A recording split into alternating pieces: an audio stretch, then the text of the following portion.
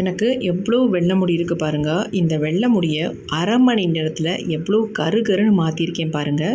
ஒரு சூப்பரான ரிசல்ட்டு கொடுத்துருக்க ஹேர் டை தான் இன்றைக்கி நம்ம நேச்சுரலாக ரெடி பண்ண போகிறோம். வாங்க இதை வீடியோக்குள்ளே போய் எப்படி ப்ரிப்பேர் பண்ணுறது அப்படின்றத பார்த்துட்டு வந்துடலாம். ஒரு சூப்பரான ஹேர் டை தாங்க ரெடி பண்ண போகிறோம். ஃபுல் அண்ட் ஃபுல் நேச்சுரல் தான். நமக்கு எந்த விதமான சைட் எஃபெக்ட்டும் பண்ணாத அளவுக்கு ஒரு சூப்பரான ஒரு ஹேர் டை தான். இப்போ அதுக்கு வந்து இந்த மாதிரி ஒரு இரும்பு கடாயம் எடுத்துக்கோங்க. இதில் நம்ம சேர்த்துக்க போகிற பொருள் என்ன அப்படின்னா, இந்த மாதிரி ஓமவல்லி இலைகள், ஃப்ரெஷ்ஷான ஓமவல்லி இலையை அந்த மாதிரி எடுத்துக்கோங்க. பாருங்கள், இந்த அளவுக்கு நம்ம எடுத்துக்கிட்டாலே போதும். இதில் அடுத்து இது கூடவே வந்து நம்ம துளசி இலைகளை வந்து எடுத்துக்க போகிறோம். இந்த ஓமவல்லி இலையும் துளசியும் நம்ம இந்த டையில் வந்து நம்ம சேர்க்கும் பொழுது நமக்கு எந்த விதமான சைனஸ் ப்ராப்ளம் இருந்தால் கூட நமக்கு க்யூர் பண்ணிடும். அது மட்டும் இல்லை, நமக்கு எந்த விதமான சைட் எஃபெக்ட்டும் வராது. நிறைய பேத்துக்கு ஹேர் டை அப்ளை பண்ணுறதுனால தலைவலிகள் கூட வரதுக்கு வாய்ப்புகள் இருக்குது. கண்டிப்பாக வருங்க. அந்த குளிர்ச்சி வந்து தாங்காது. அதனால் இந்த ஹேர் டையை நீங்கள் இது மாதிரி பயன்படுத்தும் பொழுது கண்டிப்பாக உங்களுக்கு எதுவுமே பண்ணாது. அது மட்டும் இல்லைங்க, நம்ம முடிய நிரந்தரமாக நல்லா வந்து ஒரு கருமையாக மாற்றி கொடுக்குற அளவுக்கு எஃபெக்டிவாக இருக்கும். இப்போ நம்ம இந்த காம்புகள்லாம் இல்லாமல் நம்ம இந்த ஓமவல்லி இலையை எல்லாத்தையுமே நம்ம கிள்ளி எடுத்துக்கலாம். இப்போ நம்ம கிள்ளி எடுத்தாச்சு. அதே மாதிரி துளசி இலையை வந்து இந்த மாதிரி குச்சிகள் இல்லாமல் நம்ம உருவி உள்ளே போட்டுக்கலாம்.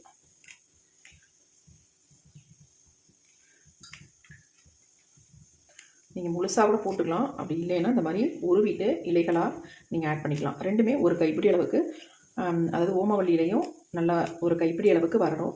அது மாதிரி துளசி இலையும் ஒரு கைப்பிடி அளவுக்கு வர மாதிரி எடுத்துக்கோங்க. இப்போ நம்ம இந்த ஃப்ரெஷ்ஷான இலைகளை எடுத்தாச்சு. இப்போ இது எல்லாத்தையும் நல்லா நம்ம கையிலேயே கசக்கிடுவோம். தண்ணி சேர்க்காமல் நம்ம கையில் நல்லா இந்த மாதிரி கசக்கி விட்டுடலாம். இந்த ஓமவல்லி இலையும் துளசியும் சேரும் பொழுது நமக்கு வந்து செம்ம ஒரு ஸ்மெல் வருதுங்க. அவ்வளோ அருமையாக இருக்குது. இந்த ஸ்மெல்லை சுவாசித்தாலே நமக்கு சளி பிரச்சனைகள் இருந்தால் கூட குறைஞ்சிரும். அந்தளவுக்கு சூப்பராக இருக்குது. இது ரெண்டுமே ரொம்ப ரொம்ப சளிக்கு வந்து நல்ல ஒரு ரெமெடி இது. இப்போ நல்லா நம்ம கசக்கி விட்டாச்சு. இதுலேயே பாருங்கள், நம்ம பிழிஞ்சோம்னா அந்தளவுக்கு ஜூஸ் வரும். பாருங்கள் எப்படி வருதுன்ட்டு. இப்போ நம்ம ஒரு டம்ளர் அளவுக்கு இதில் தண்ணி நம்ம சேர்த்துக்கலாம். சேர்த்துட்டு இதை ஒரு 10 நிமிஷம் அப்படியே நம்ம விட்டுடலாம். நல்லா ஊறட்டும். அது ஊறிக்கிட்டே இருக்கிற நேரத்தில் நம்ம மிக்ஸி ஜார்னு எடுத்துக்கிட்டோம். அதில் வந்து நம்ம என்ன ஆட் பண்ண போகிறோம் அப்படின்னா, அந்த கருவேப்பிலை நல்லா ஒரு கைப்பிடி அளவுக்கு ஃப்ரெஷ்ஷான கருவேப்பிலை எடுத்துக்கோங்க. குச்சிகள்லாம் இல்லாமல் இந்த மாதிரி உருவி எடுத்துக்கலாம். இப்போ நம்ம இந்த கருவேப்பிலை கூட முக்கியமான ஒரு பொருளை வந்து ஆட் பண்ணிக்கலாம். இது என்னென்னா கருஞ்சீரகம். இந்த கருஞ்சீரகத்தை வந்து நான் வந்து வறுத்த பொடியை வந்து இதில் ஆட் பண்ண போகிறேன். முழுசாக ஆட் பண்ணாமல் உங்கள்கிட்ட இருந்தாலும் தாராளமாக பொடியாகவே ஆட் பண்ணிக்கோங்க. இந்த மாதிரி நீங்கள் ஆட் பண்ணுறதை விட பொடியாக ஆட் பண்ணால் ரொம்ப எஃபெக்டிவாக இருக்கும். இப்போ நான் கருஞ்சீரக பொடி எடுத்துக்கிறேன். இந்த கருஞ்சீரக பொடியை நான் 1 ஸ்பூன் அளவுக்கு இதில் ஆட் பண்ணிக்கிட்டேன். அடுத்து நாம் இது கூடவே வந்து வெந்தயம் 1 ஸ்பூன் அளவுக்கு ஆட் பண்ணிக்கிட்டேன். கருஞ்சீரகமும் வெந்தயத்தையும் ஒரே அளவில் எடுத்துக்கோங்க. அடுத்து நம்ம இது கூடவே வந்து என்ன சேர்க்க போகிறோம் அப்படின்னா, காஃபி பவுடர் வந்து 1 ஸ்பூன் அளவுக்கு இதில் நான் சேர்த்துக்கிறேன். நீங்கள் வந்து காஃபி பவுடருக்கு பதிலாக டீத்தூள் கூட தாராளமாக நீங்கள் ஆட் பண்ணிக்கலாம். நான் வந்து காஃபி பவுடர் வந்து ஆட் பண்ணிக்கிறேன். அவ்வளோதாங்க. இதில் 4 பொருள் நம்ம சேர்த்துருக்கோம். இது எல்லாமே ஈஸியாக நமக்கு கிடைக்கக்கூடியது தான். இப்போ இதை நம்ம மிக்சியில் போட்டு கொரன்னு அரைச்சி எடுத்துக்கலாம். நைஸாக அரைக்கணும் அப்படின்றது கிடையாது. கொரன்னு அரைச்சி எடுத்துக்கலாம். இப்போ நம்ம அரைச்சி எடுத்தாச்சு. இங்கே பாருங்கள் எப்படி அரைச்சி எடுத்துருக்கோம் அப்படின்ட்டு. இந்த மாதிரி தான் நமக்கு இருக்கும். இப்போ நம்ம அரைச்ச விழுதை வந்து இது கூட நம்ம சேர்த்துக்கலாம்.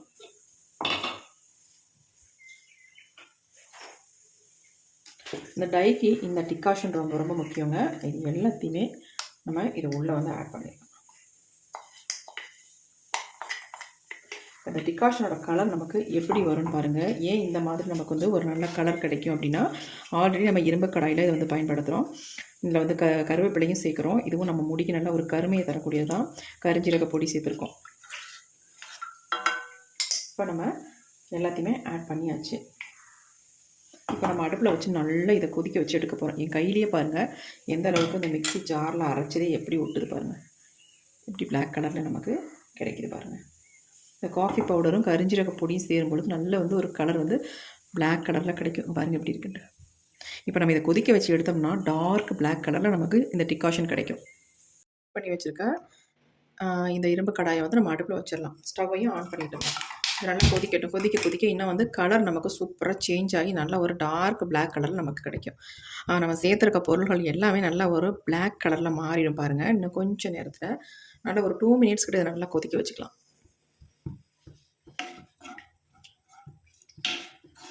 இப்போவே பாருங்கள் நமக்கு வந்து நல்லா ஒரு பிளாக் கலரில் இருக்குது. இந்த கலர் வந்து நல்லா ஸ்ட்ராங்காக நமக்கு நல்லா பிடிக்கணும் அப்படின்னா இதை வந்து கொதிக்க வச்சு கொஞ்சம் நமக்கு திக்காக வர மாதிரி கன்சிஸ்டன்சியில் எடுத்துக்கணும். இப்போ பாருங்கள் நம்ம சேர்த்துருக்கிறதுலாம் நல்லா க்ரீன் கலரில் இருக்குது. இது எல்லாம் கூட கொதிக்க கொதிக்க நல்லா ஒரு பிளாக் கலர் நமக்கு வந்துடும். நல்லா வந்து கொதிக்கட்டும். இப்போ பாருங்கள் நல்லா வந்து கொதிக்க ஆரம்பிச்சிருச்சு. கலர் எந்த அளவுக்கு நமக்கு சேஞ்ச் ஆகி வரும் பாருங்கள். கொதிக்க கொதிக்க இதில் சேர்த்துருக்க இன்க்ரீடியன்ஸ் பாருங்கள் எந்த மாதிரி கலர் வந்து டார்க்காக மாறிக்கிட்டு இருக்குது அப்படின்ட்டு. நம்ம சேர்த்த ஓமவல்லி இலை, கருவேப்பிலை, அப்புறமேட்டு கருஞ்சீரகம், வெந்தயம் எல்லாமே அப்படியே டோட்டலாக அப்படியே சேஞ்ச் ஆகிடுச்சு பாருங்கள். நல்லா வந்து கலர் பிடிக்குதுன்னு அர்த்தம். இந்த மாதிரி நமக்கு பிடிக்கும்பொழுது தான் நம்ம ஹேர்லேயும் கலர் வந்து நல்லா நிற்கும்.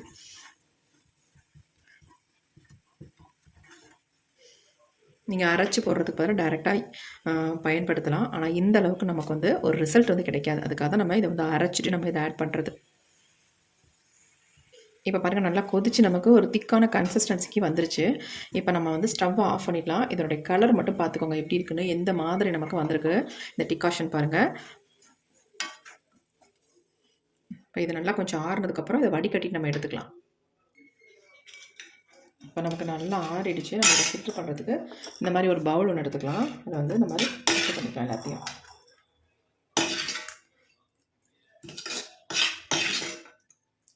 இது நீங்கள் நல்லா கொதிக்க வச்சா தான் இந்த மாதிரி நமக்கு வந்து ஒரு ஸ்ட்ராங்கான கலர் வந்து நமக்கு கிடைக்கும். அதை மறந்துடாதீங்க. அடுப்பில் வச்சோடனே எடுத்துடாதீங்க. நம்ம நல்லா ஒரு 2 மினிட்ஸ் அல்ல 3 மினிட்ஸ் ஆகுது கொதிக்க விட்டுருங்க.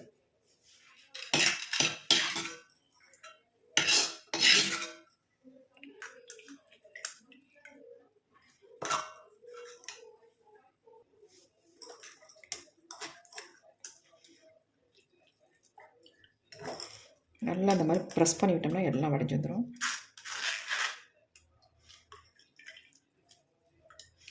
இப்போ இதில் வந்து நம்ம ஒரு முக்கியமான ஒரே ஒரு பொடி மட்டும் ஆட் பண்ண போகிறோம்.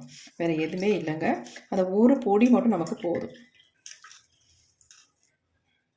நல்லா நம்ம வடிகட்டியாச்சு. எவ்வளோ சக்கைகள் இருக்குது பாருங்கள். இது நமக்கு வேண்டாம், அப்படி வச்சிடலாம். பாருங்கள் நமக்கு எந்த அளவுக்கு இந்த டிகாஷன் மட்டும் ரொம்ப ரொம்ப முக்கியம். ரொம்ப கரெக்டாக நீங்கள் ப்ரிப்பேர் பண்ணால் உங்களுக்கு டை வந்து நல்லாயிருக்கும். எப்படி இருக்குது பாருங்கள். எந்த அளவுக்கு ஒரு டார்க் பிளாக் கலரில் நமக்கு வந்துருச்சு பாருங்கள். இந்த மாதிரி இருக்கணும். இது அப்படி இருக்கட்டும். ஒரு மேஜிக் பொடி ஒன்று நம்ம இதுக்கு வந்து ஆட் பண்ண போகிறோம். அது என்ன பொடின்னு பார்த்தலாம். இது என்ன அப்படின்னா அவரி பொடிங்க. இந்த அவரி பொடி நமக்கு மேஜிக் மாதிரி நம்ம முடியை வந்து பிளாக்காக மாற்றி கொடுக்கும். கண்டிப்பாக இந்த ஒரு பொடி நமக்கு போதும். வேறு எதுவுமே நீங்கள் சேர்க்கணுன்ற அவசியமே இல்லை. ஆனால் நமக்கு அவரி பொடி மட்டும் நல்லா ஒரிஜினல் பொடியாக பார்த்து நீங்கள் வாங்கிக்கிட்டிங்கன்னா தான் உங்களுக்கு 100க்கு 100% உங்களுக்கு ரிசல்ட் கிடைக்கும். இப்போ இது கூடவே வந்து ஒரு பிஞ்ச் அளவுக்கு நம்ம சால்ட் மட்டும் ஆட் பண்ணிக்கலாம். வேறு எதுவுமே வேணாம். நிறைய பேத்துக்கு அவரி பொடி அப்ளை பண்ணுறது ஒத்துக்க மாட்டேங்குதுன்னு நினைக்கிறவங்கலாம் இந்த மெத்தடில் நீங்கள் ட்ரை பண்ணி பாருங்கள். உங்களுக்கு எக்ஸலண்ட்டான ரிசல்ட் வந்து நல்லாவே கிடைக்கும். எந்த அலர்ஜியும் உங்களுக்கு பண்ணாது. இந்த மாதிரி நம்ம இதில் இவ்வளோ இன்க்ரீடியன்ட் நம்ம சேர்த்து இந்த ஹேர் டையை ப்ரிப்பேர் பண்ணும்பொழுது நமக்கு சூப்பராக ரிசல்ட் இருக்குங்க.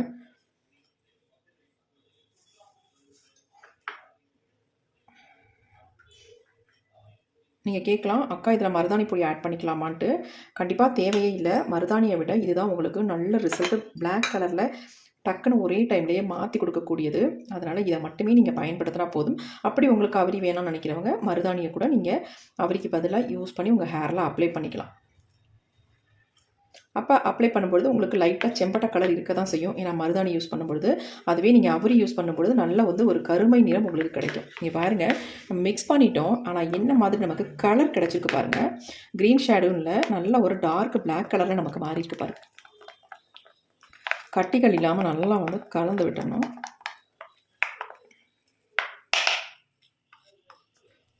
எப்படி இருக்கு பாருங்கள். நல்லா கலந்தாச்சு. இதை நீங்கள் ஒரு 10 நிமிஷம் மட்டும் விட்டுட்டு உங்கள் ஹேரில் அப்ளை பண்ணிக்கலாம். அதுக்கு மேலே நீங்கள் விடவே வேணாம்.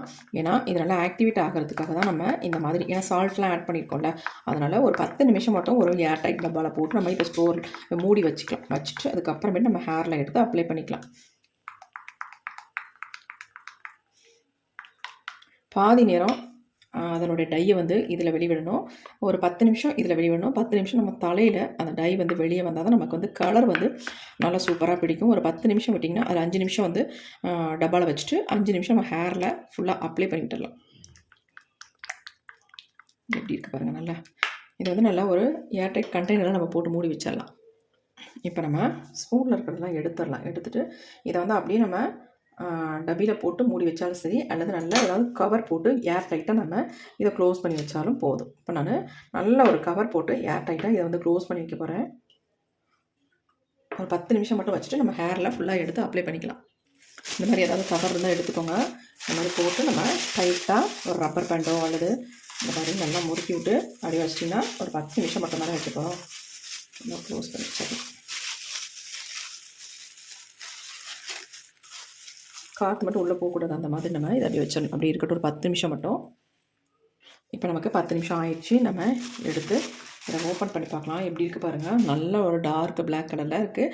இப்போ இதை வந்து என்னுடைய ஹேரில் நான் அப்ளை பண்ண போகிறேன். வாங்க இதை எப்படி அப்ளை பண்ணுறது அப்படின்றத பார்த்துடலாம். ஹேரில் அப்ளை பண்ணுறதுக்கு முன்னாடி ஆயில் இல்லாமல் பார்த்துக்கோங்க. நல்லா வந்து உங்களுக்கு ஷாம்பு போட்டு வாஷ் பண்ணதுக்கு அப்புறமேட்டு நீங்கள் அப்ளை பண்ணுங்கள். ஆல்ரெடி நான் கொஞ்சம் என்னுடைய ஹேரில் வந்து ஆயில் இருக்கிறதுனால நான் அதுலேயே அப்ளை பண்ணி உங்கள்கிட்ட காட்ட போகிறேன். ஆனால் அப்படியே அப்ளை பண்ணாலும் என்னுடைய ஹேரில் அந்தளவுக்கு நல்லாவே பிடிச்சிருக்குங்க. நான் எப்படி என்னுடைய ஹேர் வந்து சேஞ்ச் ஆகிருக்கு அப்படின்றத உங்கள்கிட்ட நல்லாவே காட்டுறேன். கொஞ்சம் கொஞ்சமாக அந்த மாதிரி எடுத்து ஹேர் ஃபுல்லாக நல்லா அப்ளை பண்ணி விட்டுக்கோங்க. அப்ளை பண்ணிவிட்டு நம்ம அப்படியே விடக்கூடாது. நல்லா வந்து க்ளோஸ் பண்ணி வச்சிடணும். அப்போ தான் நமக்கு வந்து கலர் வந்து அதில் பிடிக்கும். ஒயிட் ஹேர்லலாம் நல்லா கலர் பிடிக்கும். நீங்கள் ஆல்ரெடி மருதாணி அப்ளை பண்ணியிருக்கவங்களா இருந்தால் உங்களுக்கு சூப்பராக ஃபர்ஸ்ட் டைமே எக்ஸலண்ட்டான ரிசல்ட் கிடைக்கும். என்னுடைய ஹேரில் ஆல்ரெடி கொஞ்சம் மருதாணி இருக்கும். கொஞ்சம் லைட்டாக கலர் மட்டும் தெரியுது பாருங்கள். ஏற்கனவே ஃபஸ்ட்டே தெரிஞ்சிருக்கும். அதனால் எனக்கு வந்து உடனே ரிசல்ட்டு 100க்கு 100% எனக்கு கிடச்சிருச்சு. என்னுடைய முடியெல்லாம் எந்த அளவுக்கு பிளாக்காக சேஞ்ச் ஆகிருக்குன்னு பாருங்கள். நான் காட்டினேன்னா நீங்கள் அசந்து போயிருவீங்க. அந்தளவுக்கு என் முடி வந்து பிளாக்காக சேஞ்ச் ஆகிருச்சு. எனக்கே ஆச்சரியமாக இருந்துச்சு. இப்போ நம்ம ஹேர் ஃபுல்லாக அப்ளை பண்ணிட்டோம். நான் கையிலே எடுத்து அப்ளை பண்ணிட்டேன். ஆனால் அதனால தான் என் கை வந்து அப்படி டார்க்காக பிளாக்காக மாறிடுச்சு. 2-3 தடவை நம்ம வாஷ் பண்ணும்போது அது போயிடும். அப்படி இல்லைனா நீங்கள் வந்து க்ளவுஸ் போட்டு யூஸ் பண்ணிக்கோங்க. இப்போ நம்ம அப்ளை பண்ணிட்டு அப்படியே விடாமல் இதுக்கு மேலே ஏதாவது ஒரு கவர் இந்த மாதிரி நம்ம கேரி பேக் இருக்கும் பார்த்திங்களா, வீட்டில் சும்மா தான் கிடக்கும். அதை எடுத்து இந்த மாதிரி தலையில் மாட்டி விட்டுருங்க. நல்லா கொஞ்சம் நல்லா காற்று போகாத அளவுக்கு இந்த மாதிரி நல்லா டைட்டாக மாட்டி விட்டுட்டிங்கன்னா உங்களுக்கு கலர் வந்து சூப்பராக உங்கள் முடியில் பிடிச்சி சூப்பராக சேஞ்ச் ஆக்கிரும். வெறும் 1 மணி நேரத்துக்கு பிறகு என் முடி பாருங்கள் எப்படி இருக்குது அப்படின்ட்டு செம்மையாக இருக்குது. நான் இத்தனைக்கு நார்மல் வாட்டரில் மட்டும்தான் வாஷ் பண்ணேன். எக்ஸலண்ட்டாக எனக்கு ரிசல்ட் பாருங்கள். என்னுடைய வெள்ளை முடிகள் எல்லாமே சேஞ்ச் ஆகிருக்கு. அந்தளவுக்கு ரிசல்ட்டு சூப்பராக வந்திருக்கு.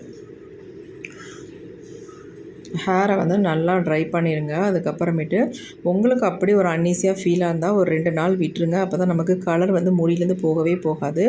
நல்லா பிளாக்காகவே இருக்கும். அதுக்கப்புறமேட்டு நார்மலாக மைல்டு ஷாம்பு போட்டு ஹேர் வாஷ் பண்ணிக்கோங்க. இந்த மாதிரி ஒரு 3 டைம்ஸ் நீங்கள் ரெகுலராக பண்ணிங்கனாலே உங்கள் முடி நல்லா கருகருன்னு மாறி